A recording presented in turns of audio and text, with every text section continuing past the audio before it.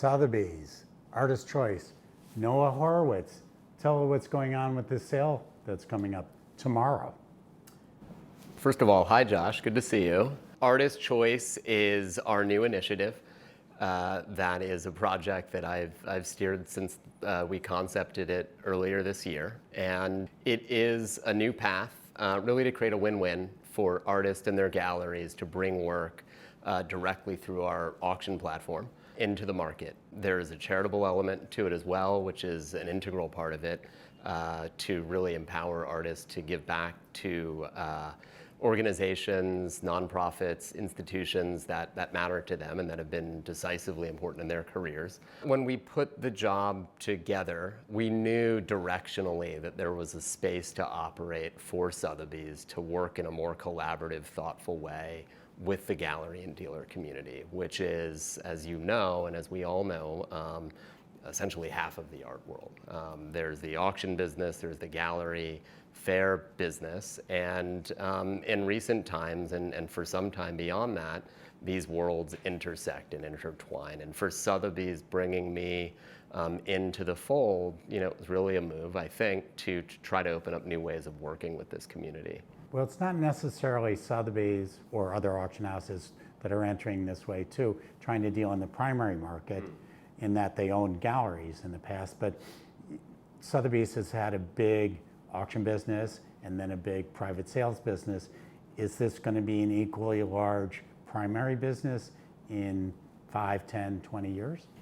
I don't think of it like that. I think it's a business within Sotheby's to service galleries and private dealers, not just as actors arbitrarily trading into and out of the house, but actually as businesses. So how can we as a global platform with infrastructure, sales team, marketing around the world actually work with a gallery or a private dealer and in turn their artists, living and dead as the case may be, and to really lean into that in a way that actually helps them grow their business. So Artist Choice, a year into me being here, is the first very public manifestation of something I'm doing, but it's not really the first. In fact, already last fall, we were working with our financial services team, for example, to start creating products and services with our lending business to bring capital to galleries and dealers. And that, is one leg of what I had envisioned with Sotheby's leadership team, and coming here was a vital part of this. So it's like we have balance sheet, we have lending products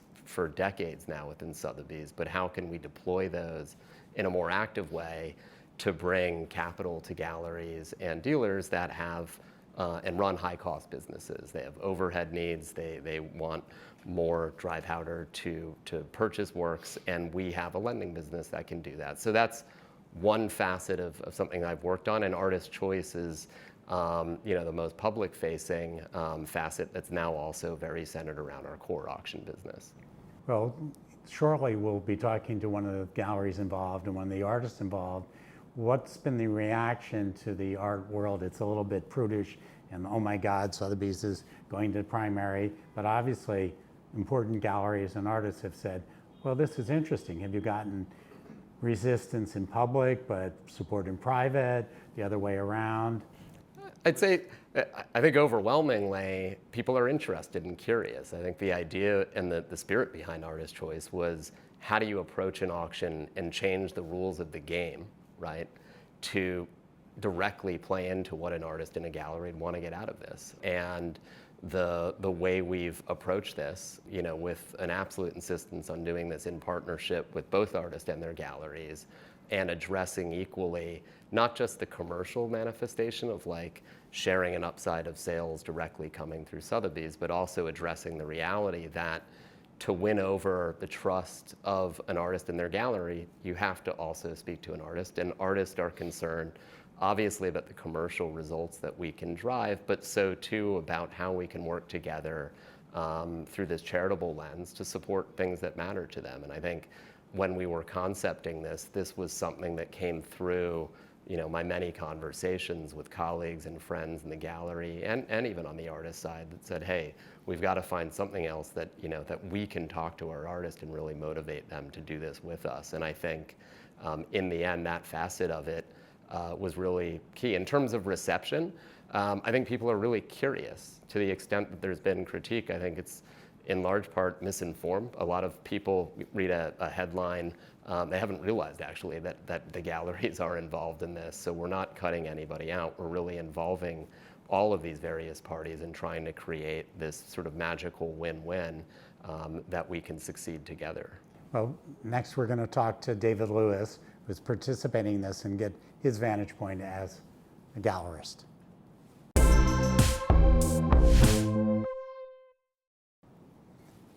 David Lewis. Hey, Josh. At Sotheby's. Yes, Who would have indeed. thought? Exactly. What did you think when Noah called you?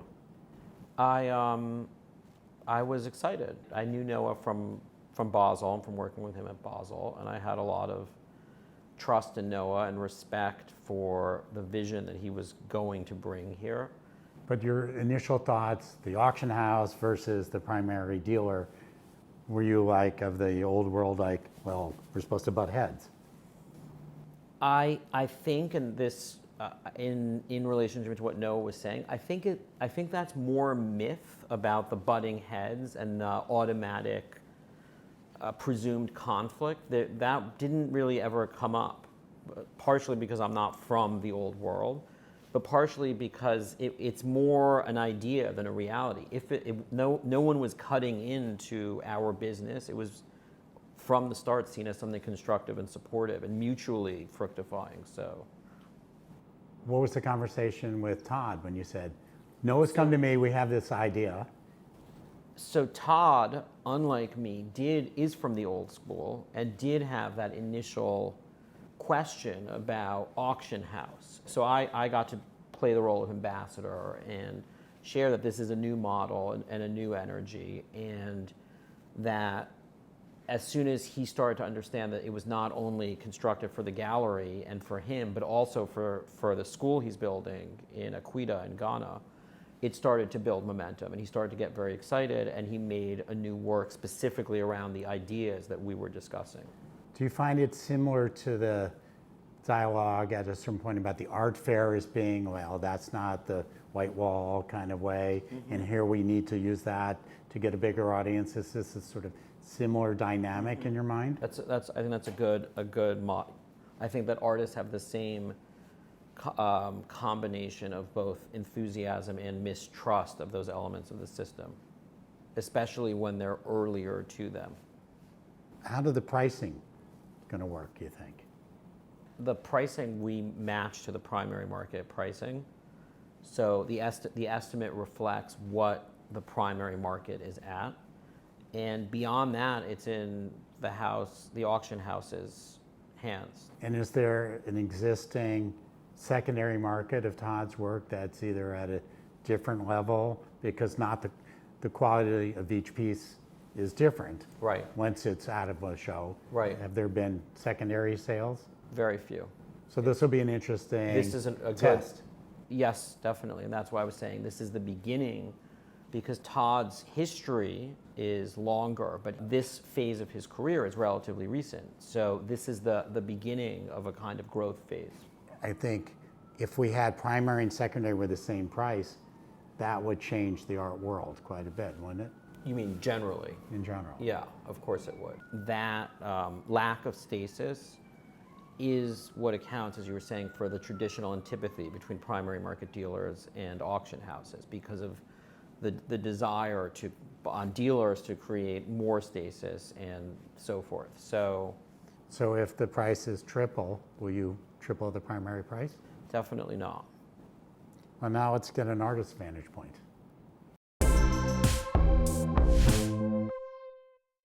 Katherina Olschbaur at Sotheby's, first time in an auction, first time at Sotheby's.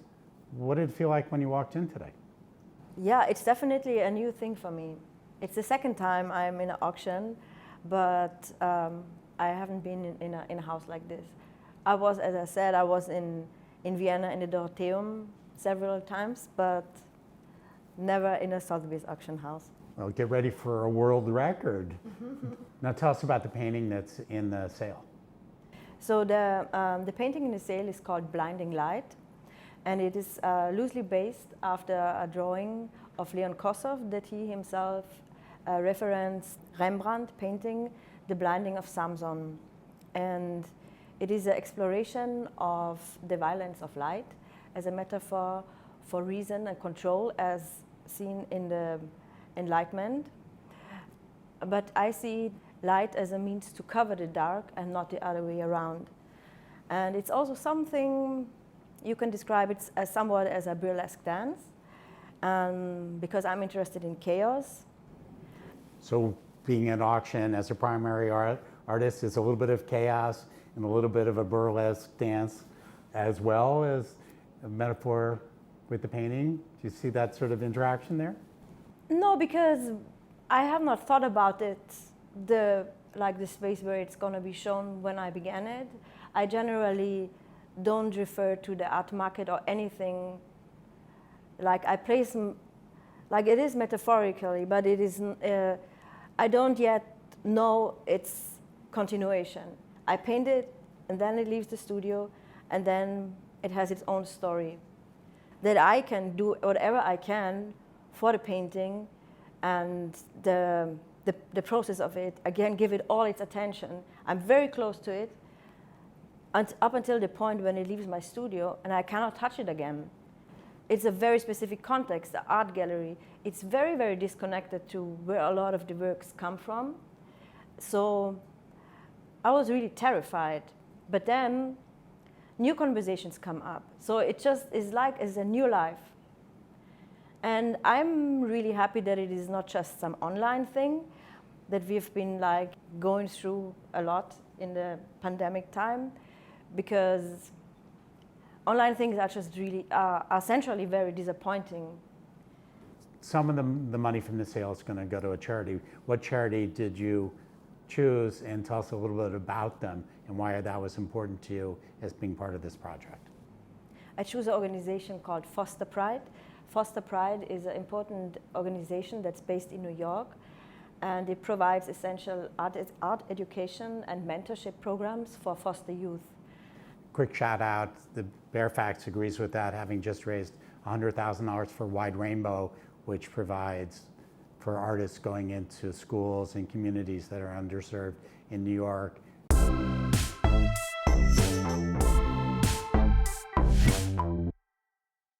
Noah, are we going to see Artist Choice soon again? Yeah, I mean, that's baked into the concept of it. So from the outset, the idea was not to create a standalone channel, but to embed within existing Sotheby's sales. And so our focus right now is on delivering the best possible results in our inaugural debut, but the goal very much after this, as we look ahead really into the next year, is how we can hand over the concept around this to our colleagues around the world and give birth really to Sotheby's Artist Choice iterations in different Sotheby's sales on a global basis.